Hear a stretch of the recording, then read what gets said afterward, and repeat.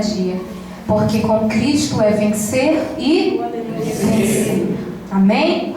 Então, queridos, diz assim, Gênesis 25, versículo 21 a 26.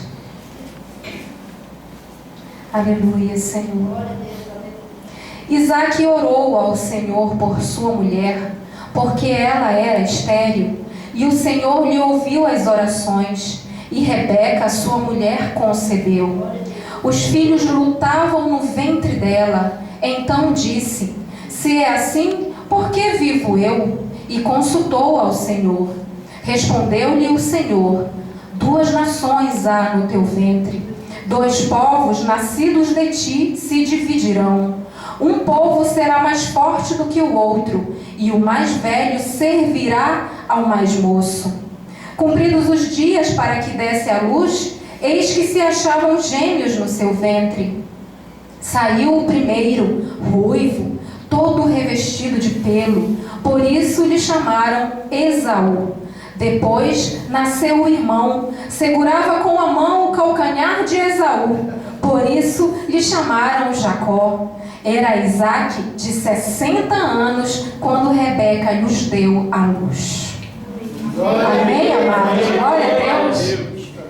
Queridos, essa mensagem, quantos já conhecem essa passagem? Amém?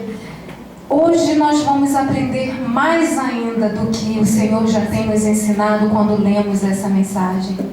Essa mensagem, queridos, nos fala muitas coisas. Quiséramos nós ter tempo suficiente para esquadrinhar cada linha, cada entrelinha do que aquilo que essa mensagem passará para nós, do que aquilo que o Espírito Santo deseja falar ao nosso coração.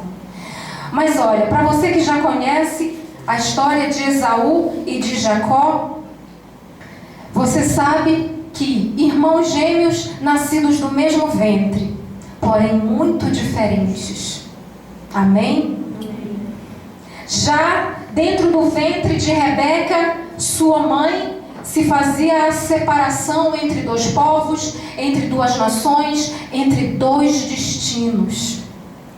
Pela graça do nosso Deus, o destino de Jacó foi traçado, diferentemente do destino de Esaú, que não era o filho da promessa.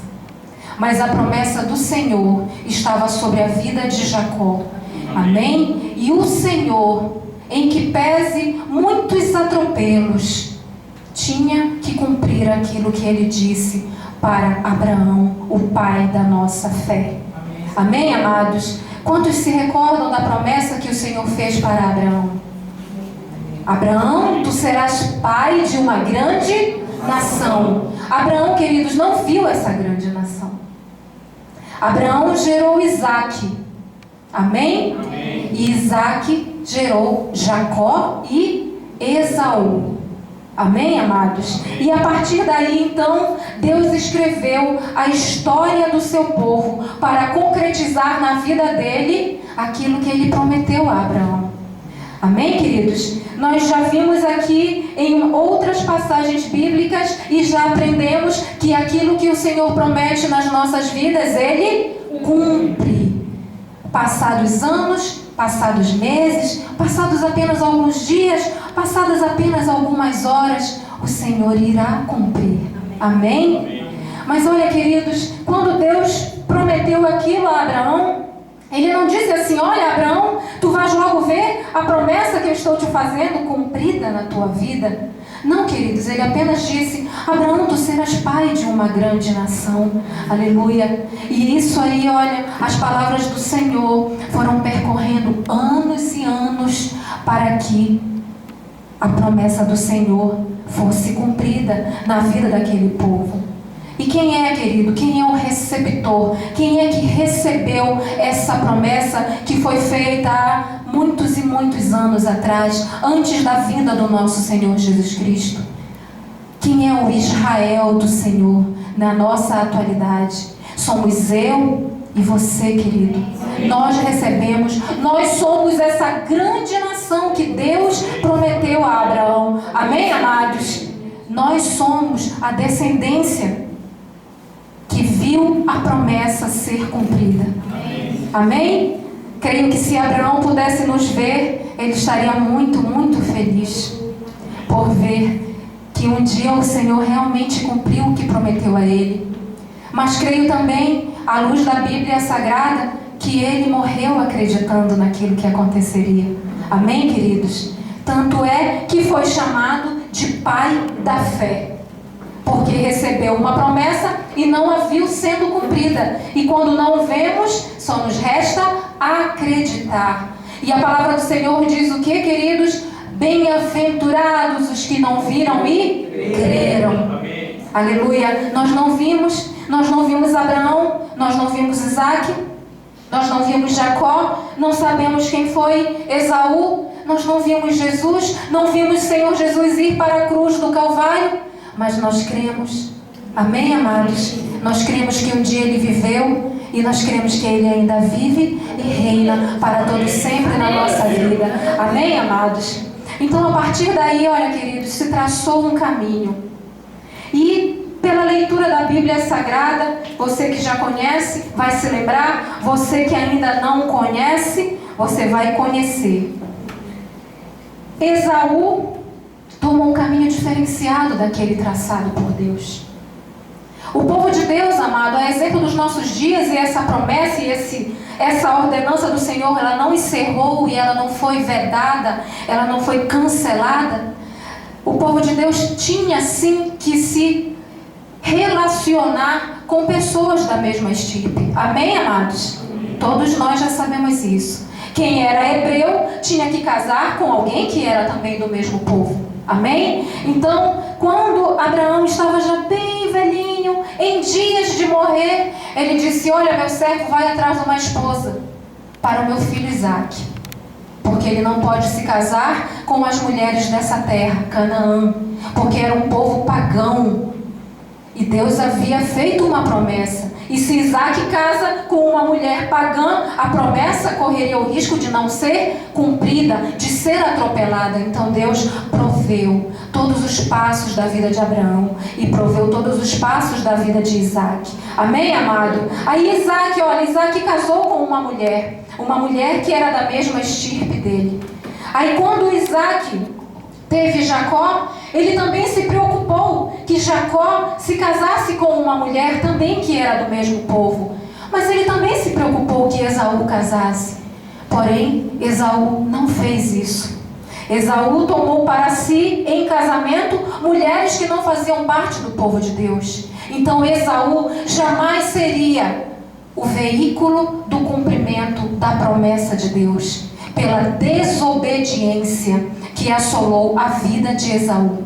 Esaú não poderia receber a promessa do Senhor, porque não foi obediente às palavras do seu pai, Isaque. Porém, Jacó já foi ao contrário. Isaque chamou Jacó e disse: meu filho, vai e casa com alguém do nosso povo. E assim fez Isaque. E assim fez Jacó, melhor dizendo. Jacó foi e casou com essa mulher, que era sua prima, Rebeca. E Rebeca então engravidou. Amém, queridos? Amém. Todos estão compreendendo? De modo que a promessa que o Senhor fez, olha, ela caminhou em um caminho reto. Apesar de que Esaú tentou desviá-la. E Jacó teve que, promessa do Senhor cumprida na vida dele. E para que hoje eu e você pudéssemos estar sentados aqui, eu aqui pregando a palavra do Senhor e você sentado aí recebendo a bênção do Senhor Jesus. Querido, nós sempre temos que nos lembrar que para nós chegarmos a um caminho, para nós chegarmos a um determinado caminho, muitas coisas acontecerão. Você sempre tem que ter em mente algo que é certo na vida do cristão. Nada virá fácil para as nossas mãos. Amém, queridos? Se queremos um emprego, nós temos que batalhar muito. Mas aquele que é ímpio, ele chega lá e aplica uma mentira e pronto, a vaga já é dele.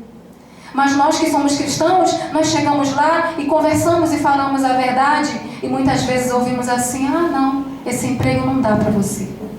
Eu vou precisar de você de madrugada. Esse emprego não dá para você. E muitas outras coisas vêm acontecer. Isso é apenas um exemplo. Isso é apenas um exemplo, querido, daquilo que nós cristãos passamos. Olha, Jacó passou por muitas coisas. E para ver a promessa do Senhor cumprida, para atingir o objetivo de Deus, Jacó teve até que mentir. Amém, amados? Por que ele teve que mentir?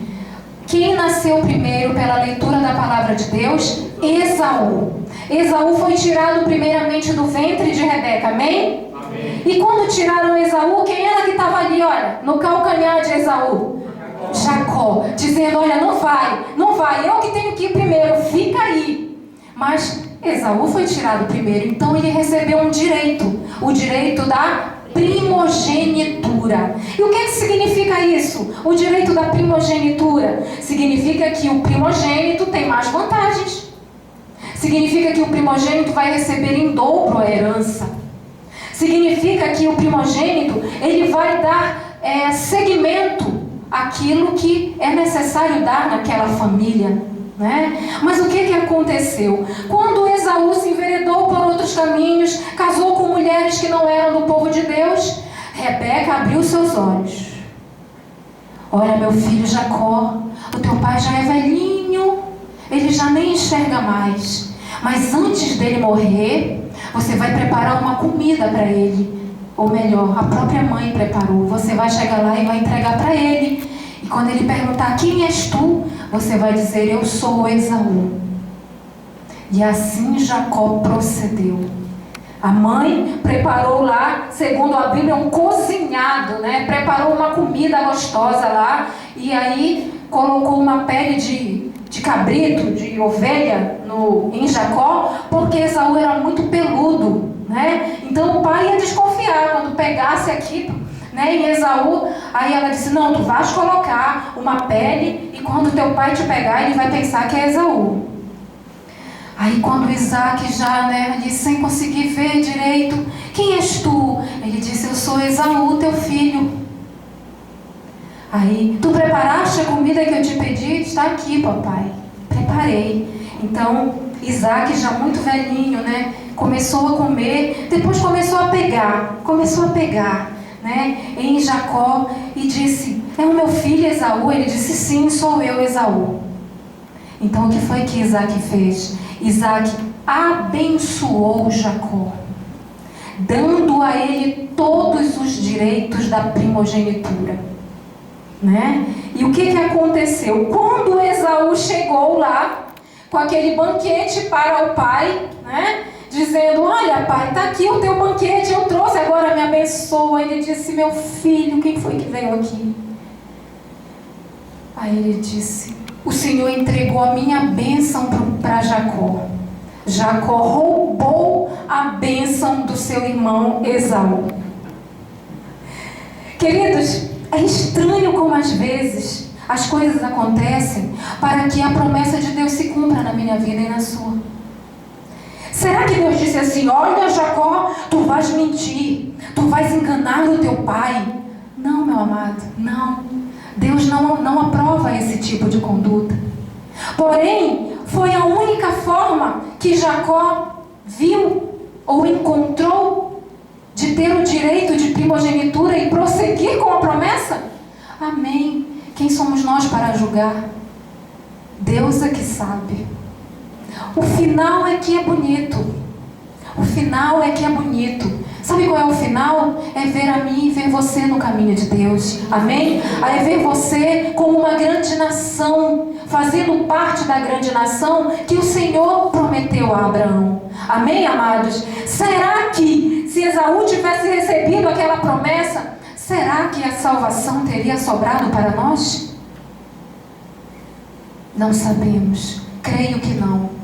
Mas a palavra de Deus também diz, queridos, que os planos do Senhor não podem ser frustrados. Então, olha, aconteça o que acontecer, na minha vida e na sua vida, os planos do Senhor, meu amado, minha amada, não vão ser frustrados. Aquilo que o Senhor prometeu a mim, prometeu a você, olha, seja lá o que for, eu digo para você nessa noite, Deus vai cumprir. Porque quando você lê toda essa história e quando você vê o que Jacó fez, você se espanta e você diz assim: Senhor, eu creio que tudo aquilo que tu prometeste na minha vida, mesmo estando acontecendo isso, mesmo estando acontecendo aquilo, eu creio, Senhor, que tu vais cumprir. Amém? E foi exatamente isso que aconteceu. Porém, queridos, o fato de Jacó ter roubado a bênção do seu irmão Esaú provocou ira dentro de Esaú, provocou ódio pelo seu irmão.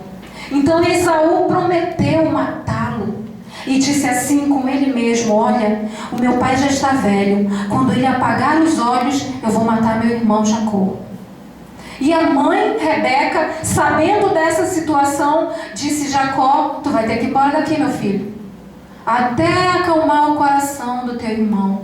Só que ela não sabia, querido, é que passariam-se anos para o coração de Esaú se acalmar. E Jacó então teve que fugir. Jacó fugiu, viveu errante, andando em caminhos. Mas, querido, olha, à luz da palavra de Deus, aonde aquele homem chegava, ele glorificava a Deus. Amém? Aonde ele chegava, ele de uma pedra erguia um altar e colocava lá: é o único Deus verdadeiro. Aleluia. Ele nunca deixou, querido, mesmo na sua fuga, ele nunca deixou de agraciar, ele nunca deixou de glorificar a Deus. Ele caminhou passo a passo, lado a lado com o Senhor Deus. E esse foi o segredo de tudo que aconteceu depois. Olha, Jacó foi um homem tão próspero, ele se casou com mulheres sim, Lia, né? Casou-se com a esposa, eram irmãs, trabalhou para o sogro e olha, Deus foi com ele em todos os momentos. Ele prosperou, aonde ele chegava, o rebanho se multiplicava. O sogro dele começou a dizer: não, esse homem está multiplicando, não, meu rebanho está menor, vou lá fazer um acordo com ele. Fazia o acordo, Jacó fazia o voto com o sogro e Deus aumentava o rebanho de Jacó. Aleluia. Deus estava com ele em todos os momentos, queridos. Sabe por quê, querido? Porque ele não se apartou dos caminhos do Senhor. Porque não foi a fuga que fez com que ele dissesse assim: ah não, eu vou me embora para cá, eu não quero nem saber dessa promessa, eu não sei de nada disso. Não. Ao contrário, ele continuou chamando o Senhor para a vida dele. Ele até brigou com o anjo de Deus. Ele disse: olha, enquanto tu não derramar a tua bênção em mim, eu não vou te largar, não.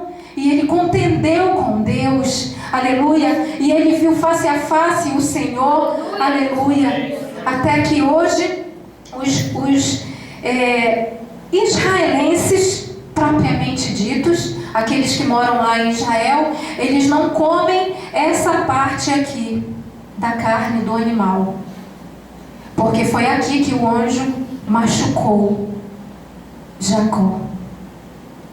Amém? Nesse nervo aqui do quadril e da coxa. E Jacó saiu daquele encontro ali mancando.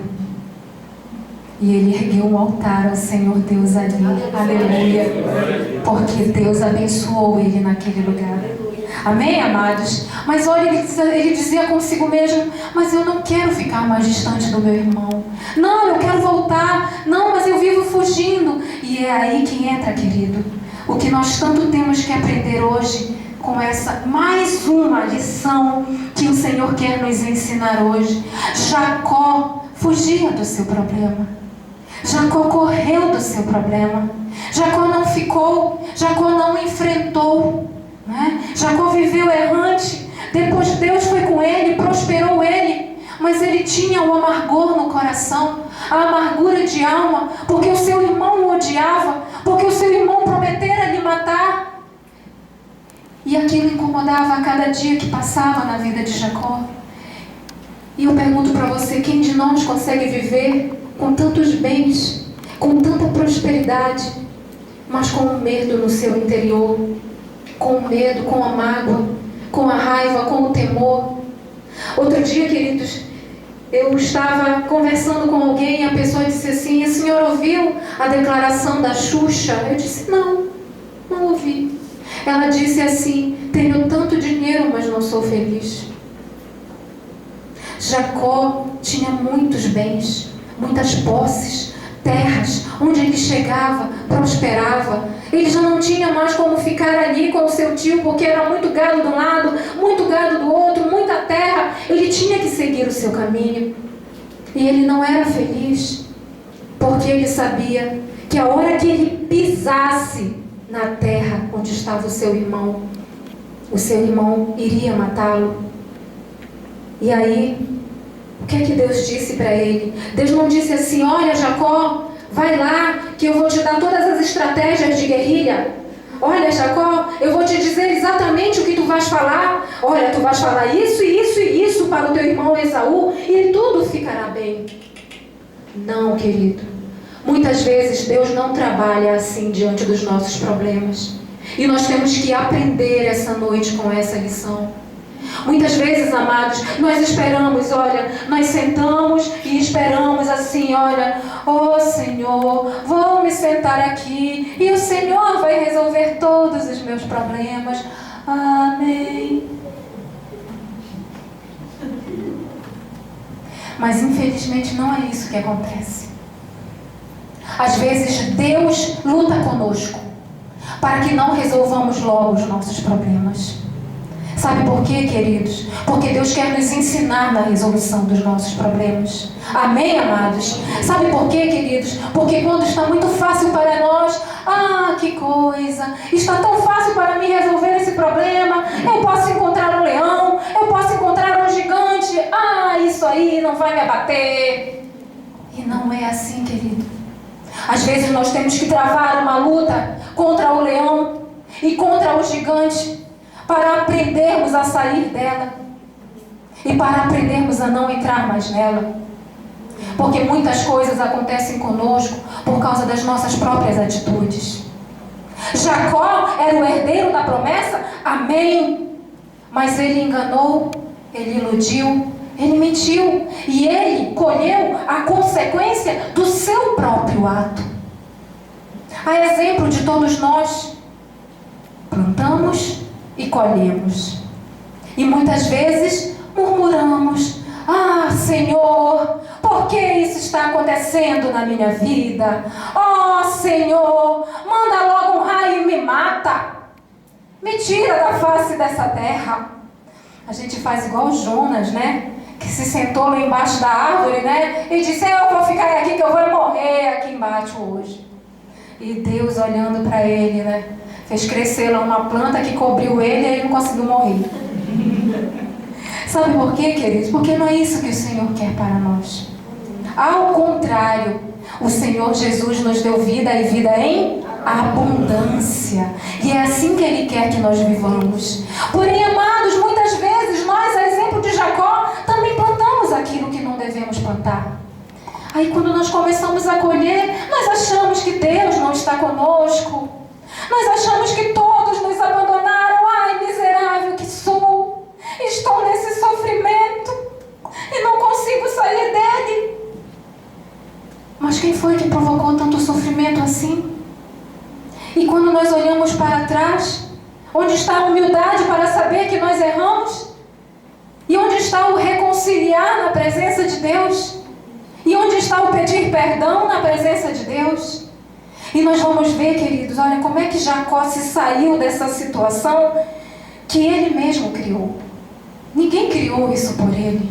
Foi ele quem criou. Foi ele que quis o direito de primogenitura. Foi ele que fez lá tudo. Foi ele que enganou o pai dele. Foi ele que disse: eu sou teu filho Esaú, sendo Jacó. Foi ele. E se ele viveu errante, e se ele viveu fugitivo, ele colheu tudo aquilo que ele plantou. Mas o importante, querido, olha, é colher e saber que Deus está na minha vida e na sua, ainda que nós estejamos colhendo algo que nós plantamos. Amém, amados? Sabe por quê, querido? Porque uma coisa é você e eu colhermos sem Jesus. E outra coisa é nós colhermos com Jesus. Amém? Quando nós colhemos sem Jesus, nós podemos até chegar ao enforcamento. Quantas pessoas se matam aí fora, queridos? E eu conheço história até de cristãos que se mataram. Sabe por quê, queridos? Porque não tem Jesus verdadeiramente na sua vida. Porque não conhecem o Deus da força, o qual louvamos agora há pouco. Porque não conhecem o Deus do impossível, o qual louvamos agora há pouco. Porque falam palavras da boca para fora e não pensam naquilo que estão dizendo.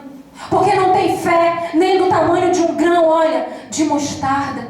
Porque Jesus disse, basta a fé do tamanho de um grão de mostarda. E você vai dizer, olha, monte, sai daqui, te precipita naquele abismo. E ele assim fará. Amém. Aleluia. Mas tem pessoas, olha, queridos, que mesmo estando ouvindo a palavra de Deus, elas não conseguem ter fé. Elas não conseguem abrir o seu coração. Elas não conseguem visualizar com os olhos espirituais os anjos do Senhor no momento da tribulação. Não conseguem. Só que Jacó estava ali, passando aquela luta, com medo, querendo voltar, querendo abraçar o seu irmão, mas dizendo dentro dele mesmo, ai, eu vou voltar e ele vai me matar. Ai, eu não vou ter mais paz na minha vida.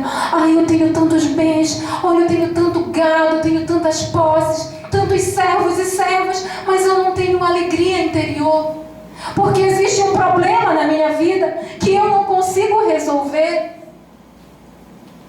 Aí o Senhor disse assim para ele, olha, Jacó, volta lá para a tua terra e eu sou contigo. Aleluia, Jesus. Deus não disse assim, olha, Jacó, volta para lá, chega com teu irmão Esaú e fala assim, olha, Esaú, eu fiz isso porque tu tinha casado com duas lá da outra estirpe e não era assim. A promessa estava sobre a minha vida, então eu tive que fazer isso. Olha, eu tive que mentir, eu tive que enganar.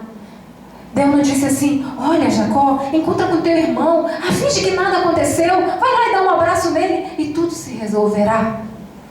Sabe por que Deus não fez isso, querido? E sabe por que muitas vezes Deus não faz isso conosco também? Deus também não diz assim, olha, Raquel, você está com esse problema, então você vai fazer assim, ó, siga esses passos. É a receita para você sair.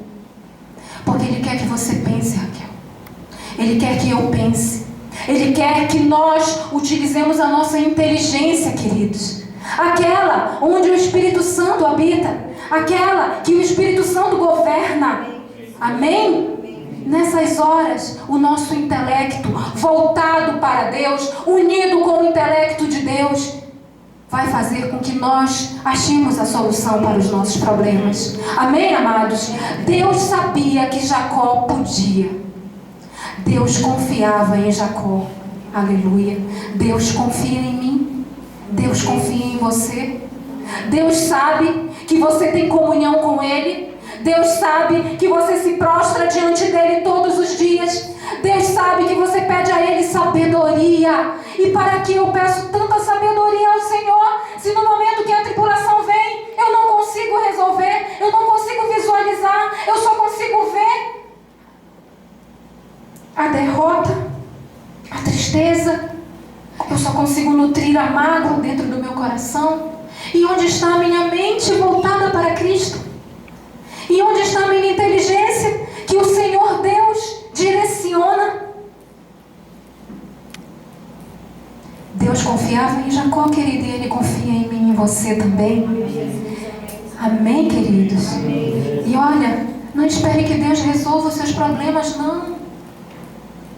Busque de Deus a orientação para resolvê-los. Sabe por quê, queridos? Porque nós somos a imagem e semelhança do Senhor Deus. Amém? E nós dizemos todos os dias, eu tenho a mente de Cristo. Aleluia. Já não vivo mais, mas Cristo vive em mim. Aleluia. E como é que chega na hora da tribulação, querido? Eu quero chutar o balde, eu chuto o pau da barraca, eu não quero mais saber de nada, eu dou as costas, eu prefiro fugir do que encarar que eu tenho um problema e que eu preciso ficar e eu preciso resolvê-lo. Jacó chegou um momento, um ponto conclusivo na sua vida. Não podia mais fugir. Tinha que acabar. O problema tinha que ser resolvido. Tinha que encerrar. E assim também nós chegamos a esse ponto. E muitas vezes, sabe, queridos, às vezes nós arrastamos o problema junto conosco. E nós vamos andando e ele vem atrás de nós. E nós damos um passo para cá e ele também vem. E nós vamos para ali e ele também vai. Porque nós não queremos nos livrar dele. Porque para nós é bom dizer assim: olha, você está bem? Não, eu tenho um problema. Mas onde está, querido, a nossa comunhão com Deus? Onde está aquele que vive e reina para sempre na nossa vida? É hora dele se manifestar, meu amado. Minha amada, é hora de Deus se manifestar na minha vida e na sua. É hora de nós provarmos o sobrenatural de Deus. É hora de nós pararmos de falar as coisas da boca para fora. É hora, querido, de deixar a empolgação de lado e viver uma vida voltada para Deus verdadeiramente. Sabe por quê, querido? Quando eu e você vivemos uma vida voltada para Deus, é para a glória de Deus, sim, mas é para o nosso benefício. Amém, amados? Não sejamos mais meninos, porque não somos mais meninos.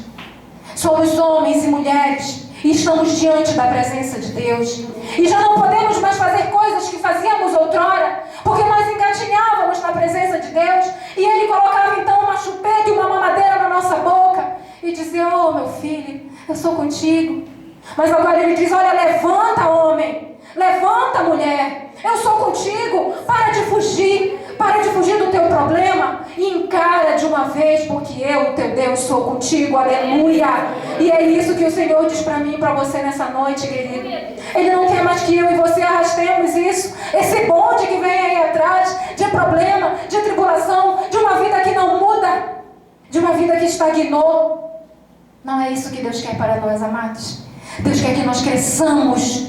Deus quer que nós saiamos do pequeno, passemos para o grande de Jesus Cristo. Não podemos esquecer, queridos, olha, que o Senhor Jesus morreu numa cruz por nós. E esse sacrifício, ele não pode ficar, olha, cada dia menor. Porque antes, quando eu me converti, ai, Jesus morreu na cruz por mim, eu tenho que fazer isso, eu tenho que agradecer todos os dias, eu sou um eterno devedor. Com o passar dos anos, ai, Jesus morreu na cruz por mim, olha, morreu na cruz por você também, nós temos que ir à igreja, nós temos que fazer a obra.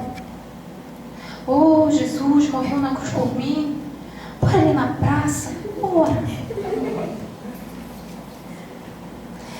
Amados, nós não podemos deixar o sacrifício de Jesus virar nada nas nossas vidas.